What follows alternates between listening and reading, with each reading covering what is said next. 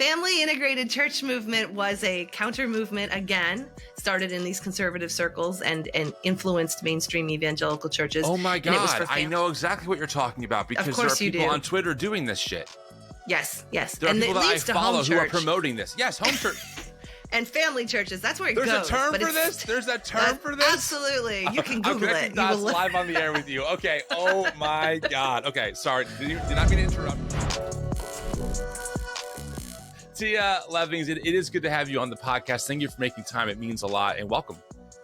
Thank you. And I've been very much looking forward to this conversation, and I hope we get to all the goodies. Well, I think we're going to. I mean, the book that you wrote is called A Well-Trained Wife, My Escape from Christian Patriarchy. And I was like, okay. What's interesting is a lot of what we talk about sometimes is kind of like out there. Like, hey, there are these people out there that believe in the quiverful movement and they want to take over the country and they believe in patriarchy. It's not every day you have someone on the show who's not a scholar of this stuff, isn't a theologian, is a embodied lived experience of growing up in a world like that can share with their experience, what that was like and kind of what led you to leave and everything. So I'm excited, if that's the right word, to have you on the show because I think your story is so powerful for many, many reasons. So again, I really appreciate you making that time. I mean, I'm sure you told this story quite often. You wrote a whole book on it. How do you usually go about the beginning of this? I mean, you want to kind of give just some of your background and kind of you start at the beginning and we can walk through it. Does that work for you? Sure. I will say, like, from the outset, the reason why a memoir is so important is that I lived through what Project 2025 brings. So if your listeners are familiar with what's coming in the government and what's currently unfolding, my story is not just that happened and now she's out of it. It's a both and. It is a deconstruction story and it is a literal story of escape and what happens at the extreme of this spectrum that we're on. But it's also foreboding and a forewarning of what's coming and what it's like to actually live in the patriarchy. I often say that how the patriarchy wants to run the country is how they run their homes. And so that's why it's so vital that we look at what is it actually like to be in, say, for example, what's it like to live in Speaker Johnson's home? What's it like to live in, our Supreme Court justices' homes where patriarchy is so entwined with their Christian nationalism that it can't be separated out anymore. That's not a new phenomenon. It's just on the national mainstream stage. So that makes a lot of sense completely. And I appreciate you. I mean, I say often that I don't like sounding hyperbolic, but this is not hyperbole, right? This is real stuff and that is embodied. And it should scare us to get us motivated to really do everything we can to resist this, because you're right. Project 2025 and many other movements are incredibly terrifying for everyone except for abled white men, essentially. Exactly. And that is a problem. And it's actually not very good for them either. I mean, on the surface, it does. It looks like, they'll have all the power, but that's not healthy. And it's not advancement. It's of civilization. It's not progress. Right. This is, it's important to know, like, when you're watching, like, The Handmaid's Tale and you feel that pit in your stomach that it could be real. I always say my story is like the prequel to The Handmaid's Tale, that it's really happening. It's playing out in real time. And it's important, I think, to hold a both and kind of parallel here. Where I often start with my story is the subtitle. They'll go escape from Christian patriarchy. What does that mean? Right. Because they don't really think it's literal. And it does involve a literal run at midnight with my children, narrowly escaping a murder-suicide. So there is this, like, very specific, graphic, visceral escape. And then there is the 10, 15-year journey I spent deconstructing patriarchy and escaping it in my mind, because it is, it's here. And I think I spend every day actually more afraid that the life that I worked so hard to escape and risked my life and my children and lost everything to escape is actually coming for us now. It's actually coming for my neighbor. It's coming for my friends. It's coming for my country.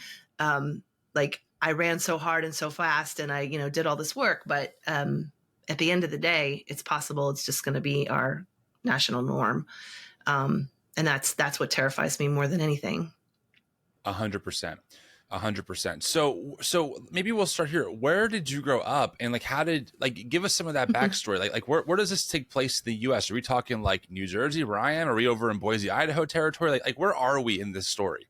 Yeah, the majority of the book takes place in Jacksonville, Florida. And this is the most relatable portion of the book. And I started here for a reason. I grew up in a Southern Baptist megachurch in downtown Jacksonville, Florida in the 80s and 90s. And that was politicizing and becoming more fundamentalist as I matured. So, I moved there in 84 from Michigan. I spent my first 10 years in Michigan, which I think is really formative for my character. And my personal coping mechanisms and perspective. But we moved to Jacksonville when I was 10, and it became this, like, just what you do. That's what good Christians do. They join a big church. They join the big, flashy, powerful church. And I entered what a lot of evangelical listeners will relate to in purity culture, modesty culture, just a good youth group. I mean, it's so hard to deconstruct in the beginning because I went to a wealthy church that made sure we had a good time. And my youth was ski trips and choir tours, and I played in the orchestra, and it was 6 days a week, and it was so much fun. And so for a long time, I couldn't see how that groomed me for the decisions that I made in adulthood that got me into such high extreme fundamentalism, because it just seemed so wholesome and mainstream, which is exactly the point.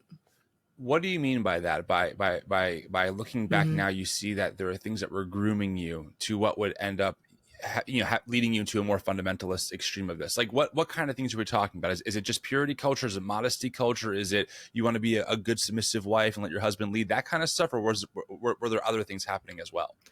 Kind of all of the above. I mean, I was groomed as a woman in a complementarian society to subjugate myself. And so by the time I was 19 and I get married young to the person who shows up and says, I want to marry you, I'm ready to interpret that as, well, he's God's best, because he thinks God told him to marry me. And now it's time for me to get my mind around that. And I'm gaslighting myself when I meet, like, abuse, for example. I felt like little is much if God is in it, and that we can fix anything through prayer. And so I blew past red flags because I'd been conditioned to reword them, reframe them, and accept this life. And so I married very quickly. I met somebody who was very charming, would not have been able to keep that act up for very long, but we were very much strongly encouraged from the pulpit to have short engagements, marry quickly, so that we could stay virgins for our wedding day. Like, everything hung on your virginity for your wedding day. And so there wasn't a lot of time for discernment or letting things play out and let someone show who they are, let them, a lot of times with narcissistic personalities or just any kind of mental illness at all, they can't keep it up themselves. So if you let them have enough time, they will reveal who they are. Their character will be there. But there's in a culture where it's do it quickly, get engaged quickly, get secured quickly. It's one of the ways that the system itself plays against health. Doesn't mean to. It's not like they're not trying to get you looped in with abusers. They're just refusing to look at how their behavior sets the stage for that. Yeah, no, that makes a lot of sense. That's really helpful. So you're part of this big mega church that's part of the SBC network in Jacksonville, Florida. Someone walks to the door and essentially says, I choose you, Tia. And you go, okay, this must be God's best for me, because to your point. And let me just say, the story I tell, it's a little more lighthearted than this, but it's similar. I had someone who I was not attracted to in any way tell me, God told me we should get married. And I was so conditioned to think that people are hearing from God in that way, that for a couple of days I was nauseous, sick to my stomach, thinking, oh my gosh, like I have to get my head around this, and I just can't, and I'm terrified. Now I look back now, I mean, I was like 18, it didn't work out, which is fine. It's funny now, but in that moment, for those first few days, I'm like, it never dawned on me to say, well, God didn't tell me. I just believed it, right? Exactly. So I mean, it's, again, not a one for one, but I have a similar, maybe in the same pool, albeit the shallow end, of something happening where I was like, oh, but God told you, but I'm not sure how, I don't feel this way at all towards you, but now I have to believe it. And now I'm envisioning my future with this person. I'm just getting all worked up. So I understand how that can happen. Take out the obvious gender parallel there, and let's look at authoritarianism. As young Christian kids, we're conditioned to not think. Like, if someone tells us God said it, then we believe it. We are not Wow. conditioned to be able to debate or argue what somebody Right. says God says. So I had the double whammy of that with gender Totally. of a man said this, and then it was blessed by people I respected and elder people, that, except for one guy, one pastor dared say, I don't think you two should get married. But it was too late. Now, at this point in the story with your faith, were you kind of like an all in? I want to be the best Christian I know how to be. I want to be all in for Jesus, because I hear a lot of similar patterns, and I'm one of these people who also was all in for Jesus. Looking back, I'm like, wow, I could have been on a pretty radicalized path. So was that where you were at this point? Is that part of why it was maybe not easy, but why you had no problem going along with this is God's best? I'm going to be all in for God. My whole life exists to serve God and serve my future husband, etc. Is that kind of the theology at this point? Kind of, especially externally. I go into the book about how I learned to compartmentalize and split myself so that the parts of me that I struggled to surrender were always in deferment to what I knew was right. I was a very good rule follower, and I had been groomed to fawn, and obey rules in exchange for love. So I really did believe that if I didn't obey the rules, I wouldn't be loved. And my structure, all signals pointed to that. You have to be obedient in obedient culture to get love and to get acceptance. So in the book, I'm very transparent, and I share my struggle with what that was like and what I had to give up in order to push myself into that box. But I think that's also a really important point, because I think when we're talking about coercive, high control environments, we tend to other the villain and make it sound like the big bad other did this to us, and maybe not look so much at how, well, we also did this to ourselves, and this is why we did it to ourselves, and what conditioned us to self-subjugate and self-gaslight so thoroughly that we would choose against ourselves, even when it came to matters of safety and happiness. Like if someone had, take your example, you spent 3 days nauseated about it, but what if the outcome had been different and you decided, okay, I'm going to get married because this person said it. And, and that those daily choices that you would have had to make in order to stay in that life chips away at your personhood over and over and over again. So that, we see the divorces now. We see the ones where they're in their 30s and 40s and they're like, I've just been unhappy since day one. Right. Yeah, 100%. I mean, I agree. I think the only reason why it didn't work out is because of the gender difference, right? Because I, as a man, you had I really was able to say, no, sorry, I can't do it, right? Like the same power dynamic is not in play here. So I'm with you on that. Okay, so you get married at age 19, you said? And are you still involved in this mega church at this point? Oh, it was my whole life. I was in the orchestra. My parents were in leadership. Like I said, 6 days a week. I performed in multiple services. I mean, it was my whole world. And it was a world within a world, that verse, be in the world, but not of it. Yes. We had a whole separate society. And we came up in a time when we had everything. If we wanted a different bookstore, we could have it. If we wanted a different movie, we could have it. Still today, there's still a parallel. I call them Russian nesting dolls. We're like a country within a country. Feature films for families, bro. I got all those movies. I got the VHSs sent to my house. I can name you a dozen of those off the top of my head that I watched. And right now, congratulations, by the way. Today, as of this recording, God's Not Dead 5 trailer just dropped. So there's a fifth God's Not Dead coming out. So you're right. I mean, blessed. It's hashtag blessed. It really is a parallel economy of sorts of this underground world that if you're not in it, you know nothing about it. If you're in it, you know everything about it. And so, so far in the story, okay, I'm tracking with you. And so far I can I can relate to different experiences. Okay, yes, mega church culture, this culture, that culture. When do we start going from like what is pretty much, I hate to say it, but standard SBC fare overall to like this really intense, what you said earlier, this extreme on the one end of the spectrum, patriarchal nightmare that you found yourself in? Very slowly, and very slowly, but very, very easily. You're a parent? Yeah. Are you a parent? I have two kids under 4. So you've experienced newborns. I have. I have. Yes. Yes. Well, I very quickly found myself pregnant. At this point, I was surprised by that. I was on birth control pills. I was newlywed. I have a violent sexual history with my husband, so it wasn't anything that I expected to be pregnant. Mm. And I was really trying with my whole heart and soul to be a good Christian wife. And I had a volatile spouse who was very devout, but he also was very erratic. And my mindset was that I can fix this. So when my baby was born, I had been a nanny and babysat, and I was very good with babies. I was not worried about infant and child care. What I was worried about was how to keep my baby quiet at night so that my husband could sleep, so that we wouldn't have increased violence. And so it was that mathematical. I need help. Where am I trained to go to help? I go to an older, wiser woman, according to Titus 2.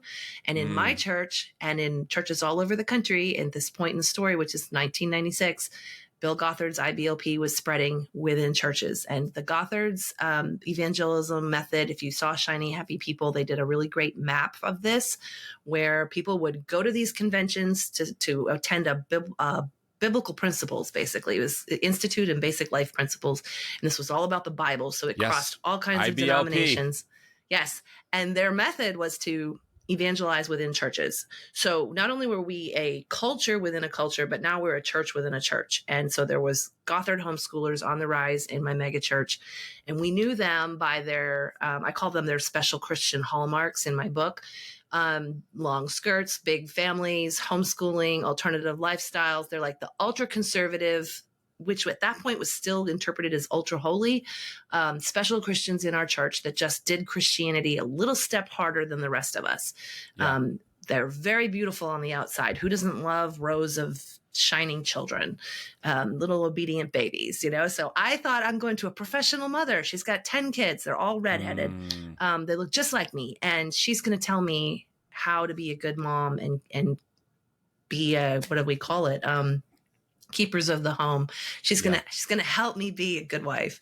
And she mentored me. That's why I have this video series. If anybody's familiar with my social media work, I have a series called Things My Gothard Fundie Mentors Said I Could Skip to Have a Quiverful. And so my lessons began in the things that quiverful families just don't do, because their focus is on having as many kids as they can have.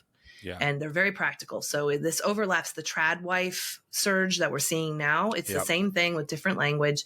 And it is a simplified, back to the land, back to the simple complementarian, clear roles, lifestyles that help you prioritize procreation, because you can't send your kids to college and use disposable diapers and commercial baby food and put them in public school. You can't do all that and have 18 kids. You have to make certain choices that facilitate that kind of quiverful mindset. So for me, it started very, very practically homeschooling, home life, motherhood, basically motherhood, the things I wanted for myself, because I was having babies rapidly by now. But there's two big things that were missing. Okay. Because I had a dysfunctional sexual life with my mentally ill husband, we only had sex about once a year. And I was on contraception, different contraception methods that failed over and over again. So in 14 years, I have 9 pregnancies, 5 live births, 4 surviving children. And only one of those children was like, I want a baby right now. Please give me a baby right now. So I can just tell you that some of my story is very external and very clear cut. This is the progression of how it goes. And then there are just things that happen in my life. I was a fertile person, married to a fertile person, and I think children are supposed to come when they're supposed to come. I very much wanted 5 babies, and I think my willpower and my love for them overwhelmed contraception. I think that's what happened. It's a pretty, dare I say, miraculous a series of events, based on how you're describing it. Mm-hmm. Yeah. Okay, interesting. So you did want multiple children. That was like part of just who you are as Tia. Maybe not one a year, but yes. Right. Okay. And I'm sorry if I missed this when some of the audio cut out earlier, but this person who's mentoring you, is she encouraging you to yes, this is what you should do, just have baby after baby? Is she is someone you're working with like almost every week you see her at church and so good to see you? She's a part of your life, kind of mentoring you in this. Does she use the word quiverful? Is that language that is used on the inside of this, or not as a movement, but definitely as a goal? So the verse in scripture is, children are like arrows unto the Lord. Happy is the man that has his quiver full of them. So if you want to go into war, you want as many weapons as possible. Right. And if Yes. you're fighting Yes. a culture war, then you want dominionism. It's dominionism through population. Right. So we were encouraged to have as many babies as possible, one right after the other. And it's important. Like my mentor, I talk about her in a singular fashion, but there's about 10, 12 Gothard women at this point that are all sending the same message. And it's not in violation of what I'm hearing in the mainstream church, the mainstream evangelical Right. movement. My pastor was president of the Southern Baptist Convention. So I Mm. have really a foot in both worlds. And this narrowing just seems like a more holy way to be devout. Like we're just really surrendered to God. Well, that's what's so interesting, right? Is I totally see this pipeline of how you can be in like a typical evangelical megachurch, and you can say Mm-hmm. these things of like, I just want God to bless me with as many children as possible. They go, oh, that's so great. Yes, have as many babies as you want. They might not be thinking or even aware of the term quiverful or what it means in that world, but it's a Right. very easy progression if you want to follow God. Especially Yes. as a woman, right? And you want to Right. be like Eve and be like the birther of humanity, so to speak. Right. Okay, well then to do that, I need to follow God better and have as many kids as possible. It's a very easy slope. It's not a Yes. far leap at all to go from that to where you ended up, one step at a time. Especially when there's no counter information. So one of the Right. things I do in my work all the time is say, know them by their fruit. What is it actually like to live in a quiverful home?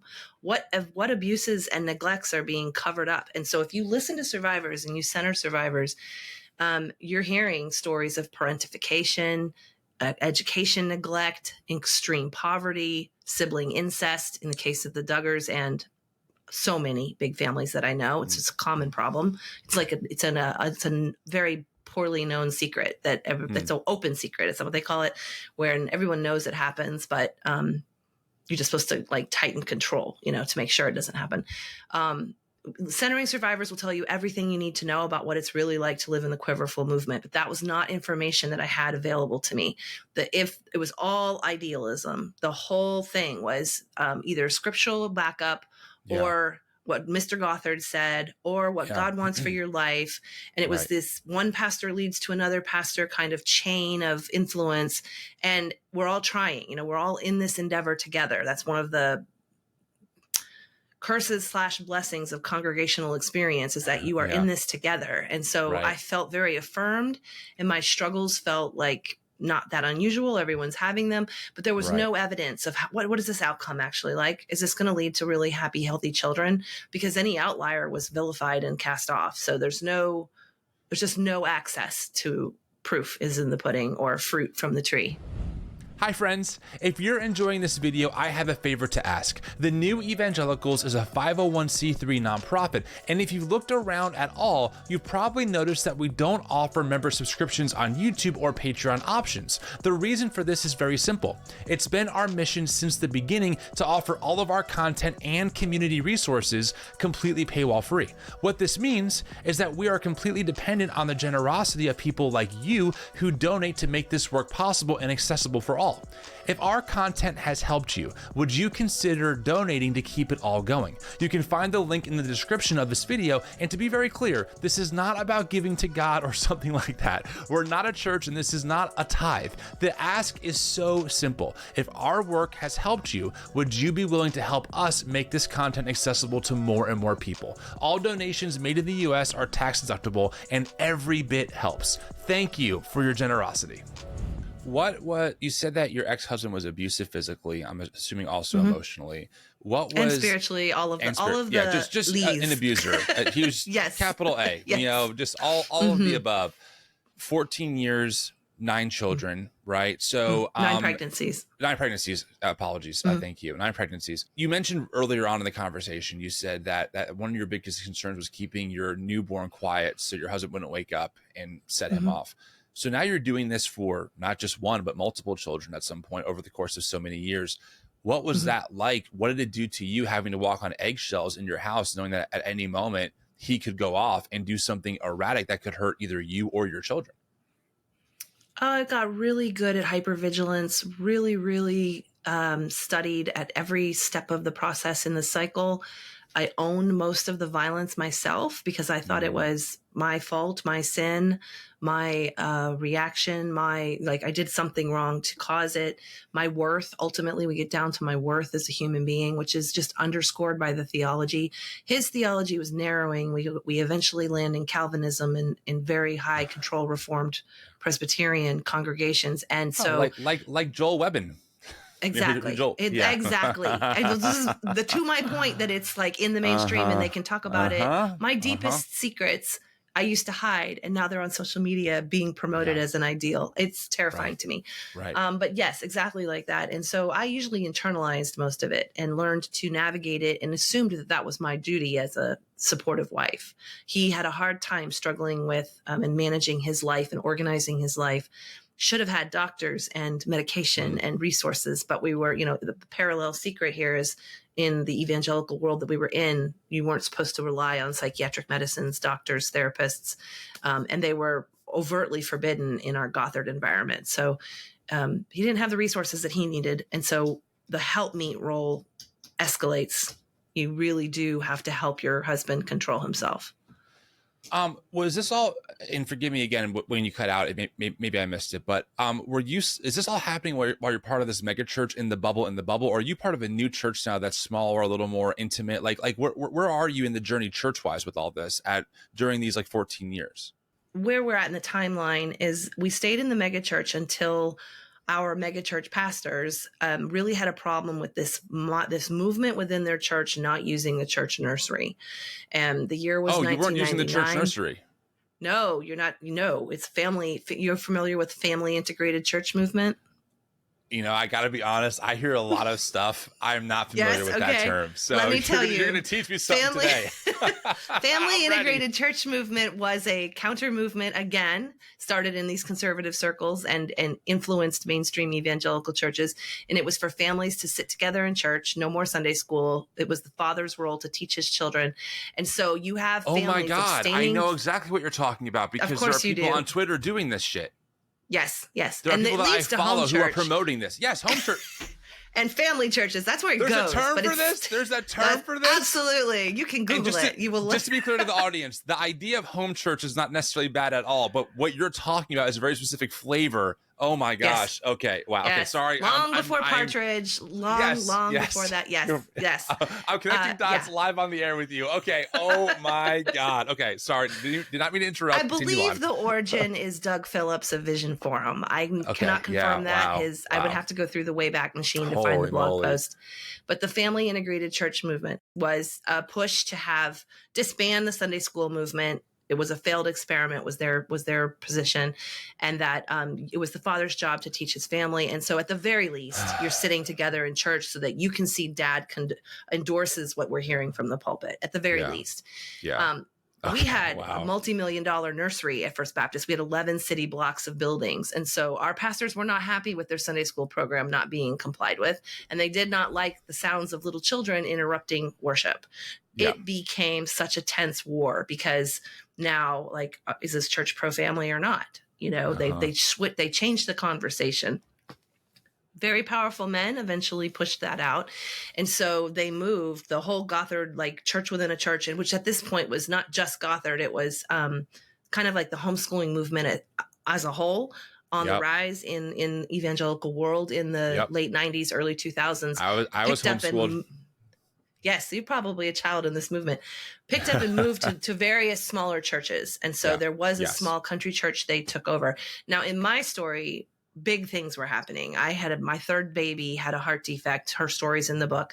She was born with a heart defect, and it was ultimately fatal. We went to Atlanta for 2 months, which changed my life. Her name is Clara. I talk about her all the time, but she's a huge pivot in my ability to hear myself think and what I really believe and what I'm willing to say or not say. Because in this world, I was not allowed to really openly grieve or focus on it too much. I was expected to move on, have the next baby, give God the glory, celebrate that she's in Jesus now, blah, blah, blah. And I was really? No, there was no room to really mourn. A little, they give you a couple months, like a week or something. Best. Yeah, a couple months. Yeah, but I was broke. I was completely broken, cracked open. Some of it was beautiful. It was beautiful. I felt fully alive for the first time. And I really understood life and death. I had never lost anyone before my daughter. So that's the whole experience is an intense part of the book. And I spoil it for two reasons. I want readers to be ready for it, but I also want to show how impactful it was to go through such a viscerating spell breaker. I mean, my mental escape really does begin with Clara's death. And what takes me another 7 years to get my body out, but the mental questioning and challenging and thinking for myself really begins at that point. So we were at this small country church when that happened. So just to tie that together is, and I want to be careful about giving a play-by-play spoiler of the book, but as for a benchmark goes, this is 1999. We're at a smaller church, and it's now one of those congregations where everybody is of a like mind, and you'll hear like the like mind language come in a lot because, of course, you want to worship with people who think just like you do, right? You don't want your ideas challenged. Of course, that would be a problem. That would be liberal or something. At this point, for you and the church you're in, is it political broadly? Like, meaning, I understand that there are people out there who are like, this is how we want to live. This is us for no more. Here it is, right? And for many reasons, that can still be very problematic because it affects people as you're telling your story, right? You're proof of this. Got that. And we should address that.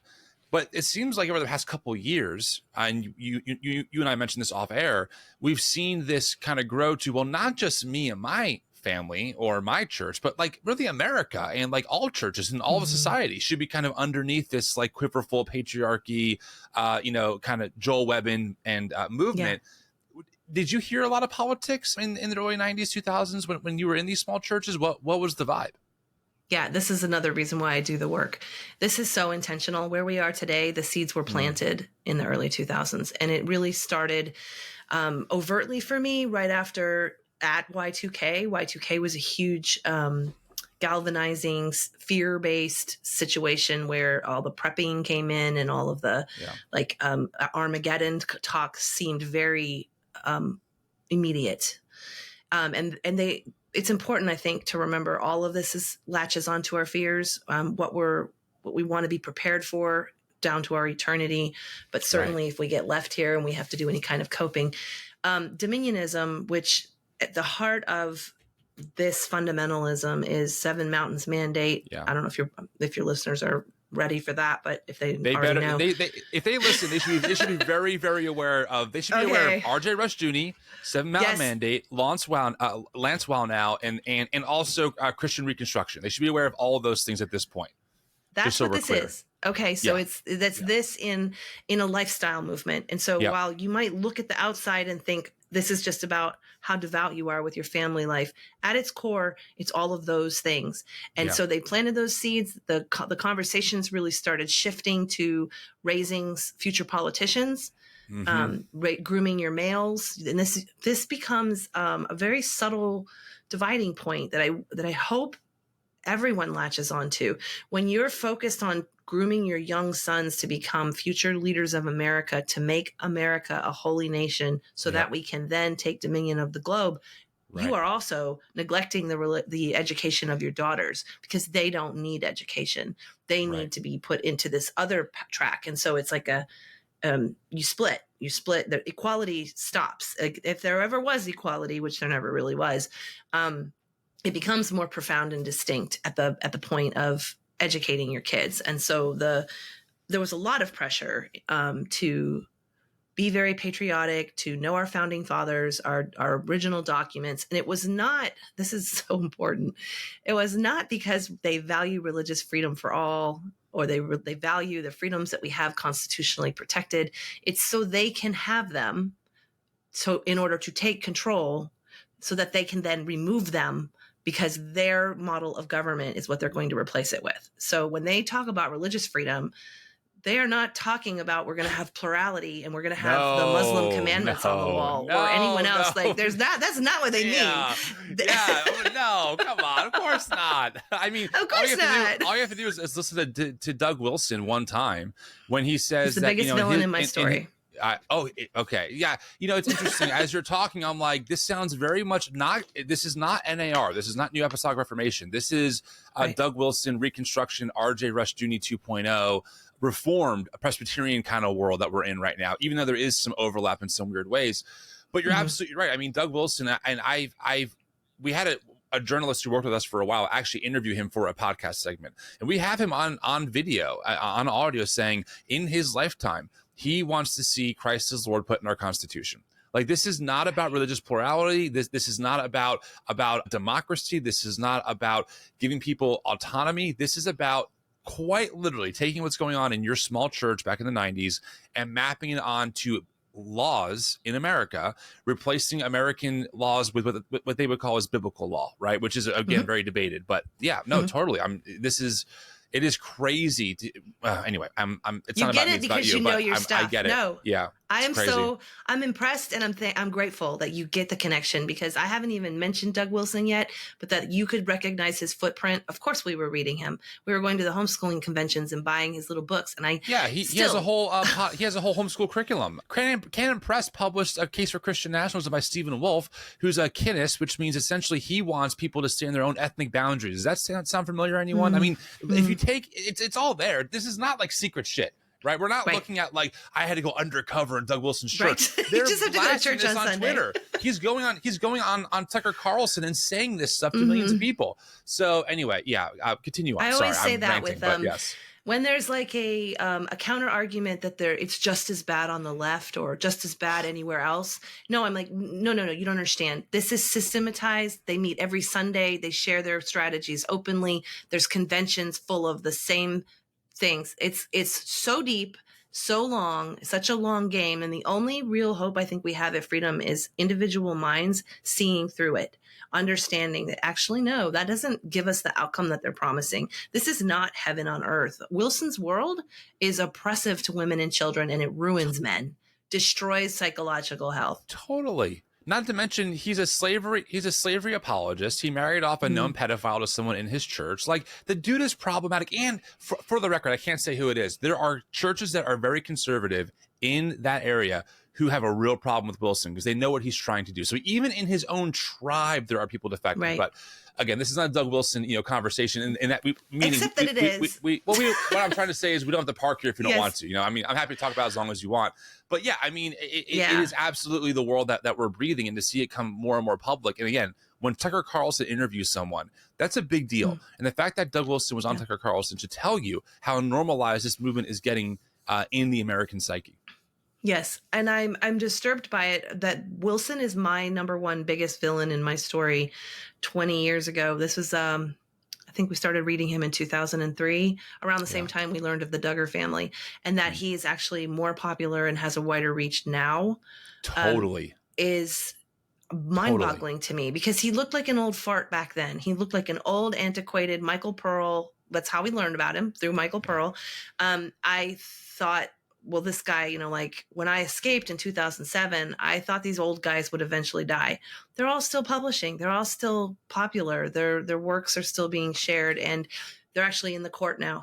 So and in Congress. So and there are there's new faces that are younger than me that are doing this. You have Joshua Hames, who's a big part of this now. You have William Wolfe, who's a part of this. Like, there are people who are my age or younger who are totally all in, who are networked with these people, pushing it even farther. So I never really buy the next generation is more progressive. Like, there's always going to be your far right people who are going to carry the torch, and it just is what it is. We have to be aware, especially of that, when they're those are the children of the movement. Those are the babies that were chosen. They were conceived in order to fight this war, and they were raised in order to be the weapons against the West. This is the quiverful come to life.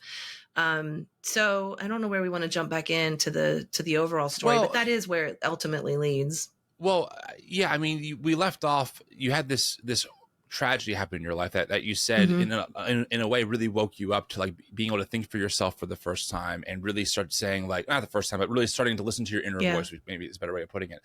I am curious, maybe we, while we have a couple minutes left, we can talk about some of, like, your way out of this, right? Because you're obviously in this world, your whole family is established there, your children are here, you have several children, etc.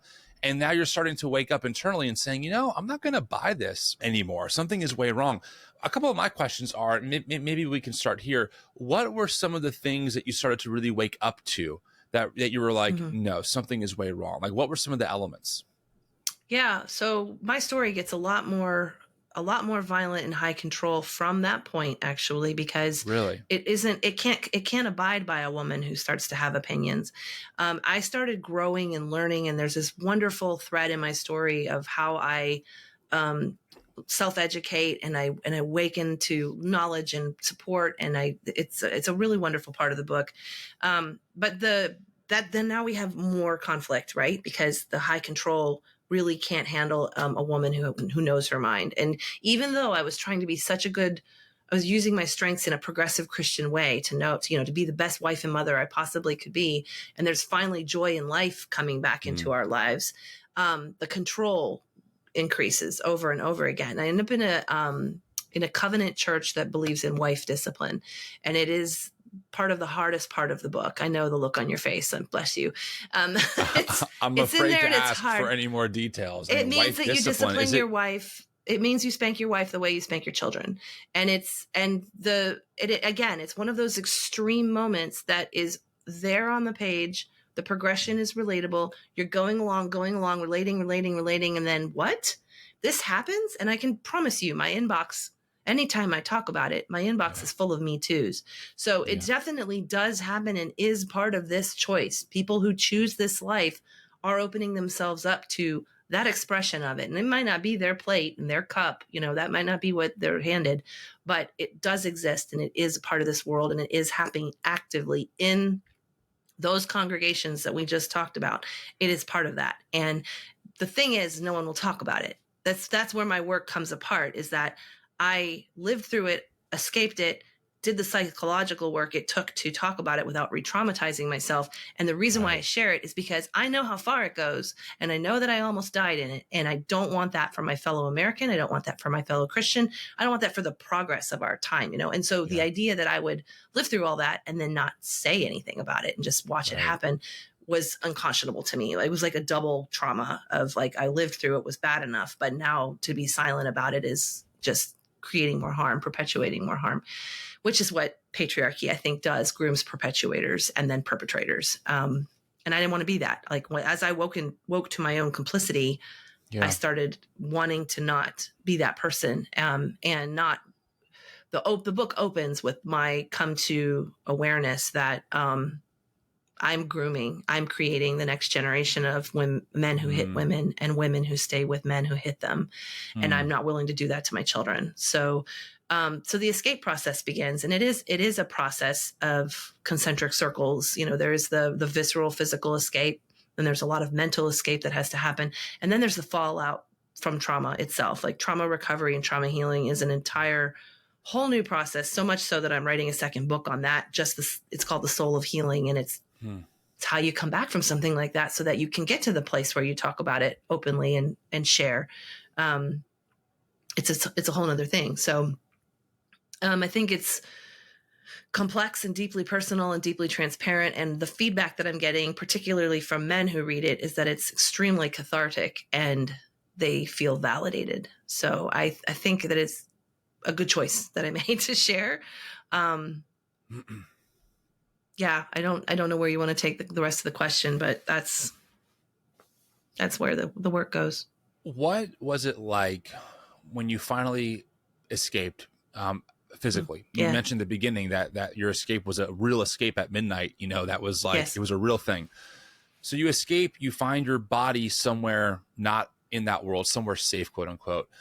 And now your mind and brain probably starts catching up, and is like, you're thinking to yourself, what did I just go through? That's got to be a Mount Everest size obstacle to climb and get to the peak of, and then kind of descend, right? What I mean, I'm not asking for all the details. I'm sure you detail it in your book, and you're writing a second book, which for sure we'll have to have you back on to talk about this in more depth. But what was it just really? I'm sure they were full of aha moments. And when you had those moments, what did that feel like for you when you were like, holy shit, I've been abused? Oh, I was, not only was I being groomed in a way, I was now starting to groom my own children. Those are massive aha, like life altering, life shaking moments. What Yes. was that like, having those awakenings? Fortunately, I had those awakenings as language was becoming available for them. So I think that just as the fundamentalist movement in evangelical churches unfolded according to my character arc and age, was a child, the reverse happened when I got out. I got out in 2007. We didn't have the term religious trauma yet, but it came shortly after. And we didn't have exvangelical, but that came, Instagram came. So like the tools that I needed were available to me as I was making those discoveries and having those ahas. And it was like an excavation deconstruction process, because I didn't know I was abused. I didn't use that language. I didn't, once I accepted that I'd been abused, I was very focused on the individual my husband was, and I didn't want to look at the system we came from and how that acted. And then I, for a long time, thought that it started with my wedding, and that's not true, because there's a reason why I stayed with him through an abusive dating period, and why I let him choose me. What made me comply to someone saying, sure, I'll marry you because you said that I'm supposed to marry you. There's all a process for that. So, when we get eventually back to my earliest religious trauma, which is heaven and hell teaching at 4 years old. And so that deconstruction language and having those kinds of tools available as we went, I'm so grateful for, because it would have been so much more daunting without verbiage. It's a big part of my work now, is just learning and helping others, name their experiences, just finding out the words of what to call what happened to them. It's like a key in a lock, this is what will unlock the way forward if you know what to call it.